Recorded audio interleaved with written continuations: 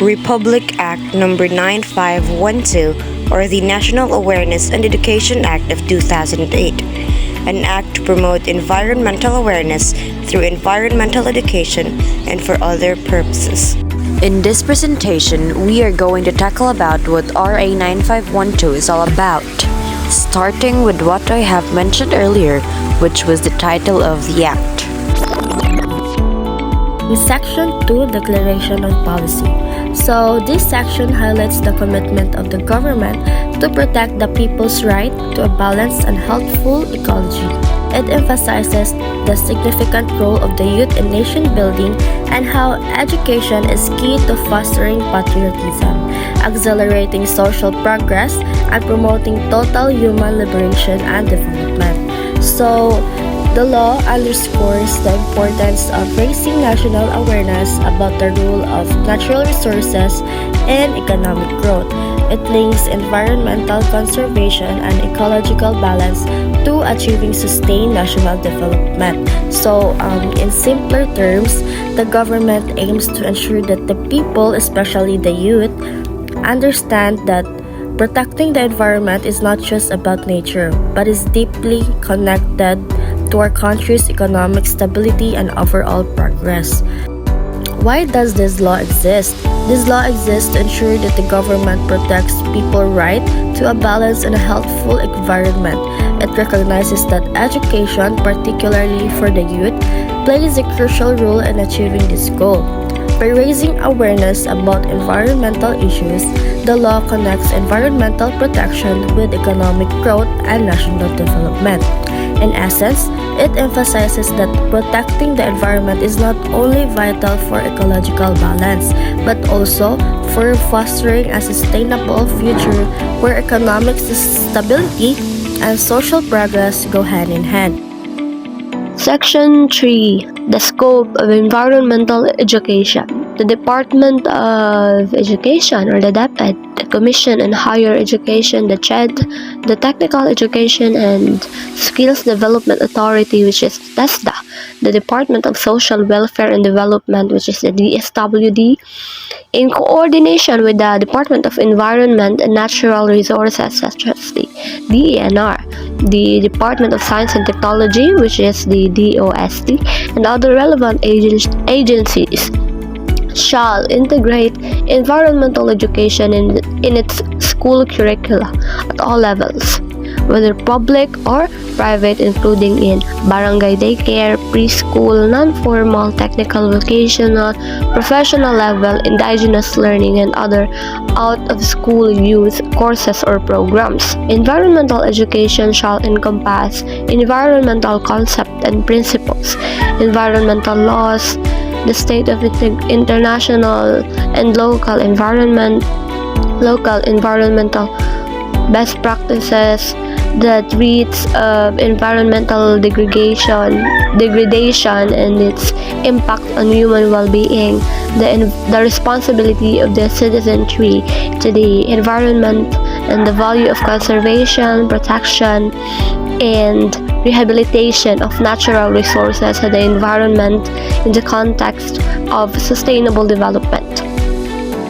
It shall cover both theoretical and practical modules comprising activities, projects, programs, including but not limited to like tree planting, waste minimization, segregation, recycling and composting, freshwater and marine conservation, forest management and conservation, relevant livelihood opportunities and economic benefits, and others such as programs and undertakings to aid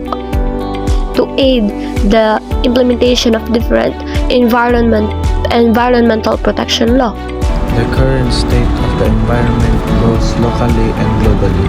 Locally, the environment in the Philippines is facing significant challenges due to deforestation, overfishing, pollution like air, water, and plastic waste, and water disasters that are exacerbated by climate change. Globally, on a global scale, environmental issues like climate change, deforestation, biodiversity loss, and pollution are at the forefront. The planet is warming at an alarming rate due to greenhouse gas emissions, causing rising sea levels, more frequent extreme weather events, and disruption to ecosystem.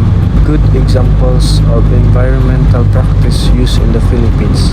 Mangrove reforestation. The Philippines has undertaken significant mangrove replanting initiatives, which help protect coastal areas from erosion, provide habitats for marine life, and support carbon sequestration. The dangers of environmental damage and how it affects people.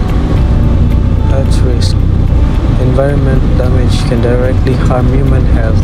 Air pollution from industrial emissions and vehicular traffic contributes to respiratory diseases.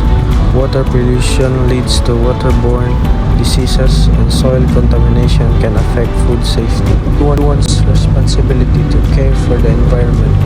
Individual action. Everybody can contribute by reducing waste, conserving water and energy, recycling, and supporting sustainable practices. The importance of protecting and restoring natural resources, and how to achieve a sustainable development, like meeting present needs without harming the ability of future generations to meet their own needs. And lastly includes both classroom learning and hands-on activities like tree planting, recycling, and conservation projects. Conservation projects include freshwater and marine conservations, and forest management and conservations. The next topic covered in Section 4, Environmental Education and Activities, as part of the National Service Training Program, mandates that college students and those enrolled in vocational courses lasting at least 2 years must include environmental education and activities as part of their National Service Training Program.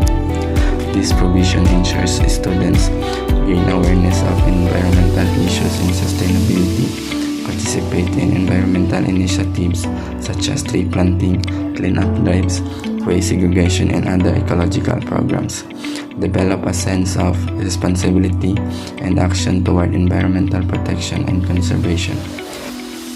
The Section 5 of this Act is the declaration of November as the month of Environmental Awareness. The Section 6 of the National Environmental Awareness and Education Act of 2008, interagency and multi-sectoral effort. This part of the law explains who is responsible for teaching people about the environment. It assigns specific tasks to government agencies to make sure that environmental education is included in schools and training programs. There are many agencies that are included in this. First is the DepEd, or the Department of Education. The DepEd is in charge of teaching students in elementary and high schools about the environment. They teach the students about proper waste segregation, such as the biodegradable and non-biodegradable. Teachers use activities like tree planting or cleanup drives during their school programs to promote caring for nature. This is the CHED, or the Commission on Higher Education.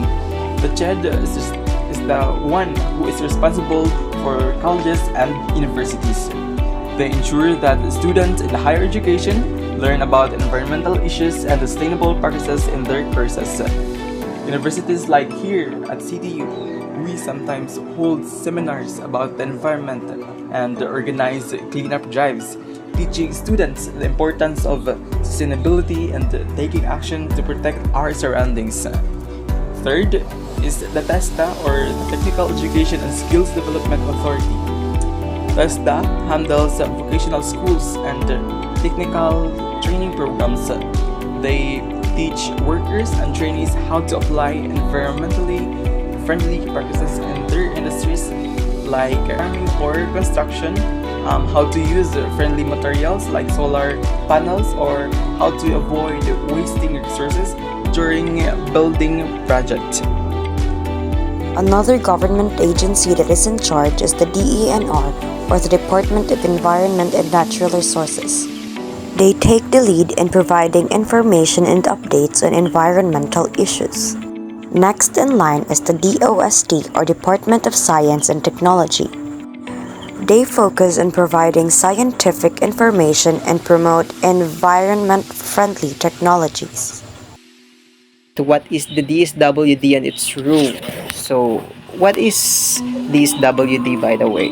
So, the DSWD, or the Department of Social Welfare and Development, is the government agency responsible for providing social services and assistance to vulnerable and disadvantaged Filipinos. In times of disaster, DSWD plays an imperative role in providing immediate relief and long-term recovery support during typhoon, like for example the typhoon Yolanda and the Odette.